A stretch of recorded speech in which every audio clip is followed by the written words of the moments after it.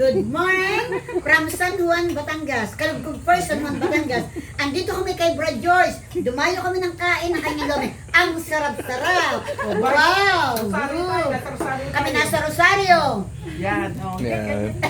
Yung aming magagandang bisita. Sabi siguro, pa, ipit nga gali pa. Na may bird na dahil po kami. Luto kami ng lomi. Yan, ano? Pansit Mickey, gisado. Gisado. Tumayo lang po kami nagahan din eh. Dumayo kami agahan. Siguro. Ba, nandun na naman si Ate Agnes.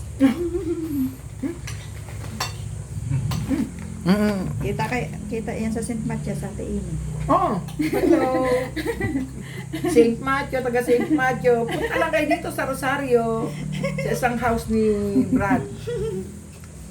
Sinilip ko kaya ako hindi dito ngayon. Yan, pinagluto kami Yan. ng pansit na masarap. Yan. Ako.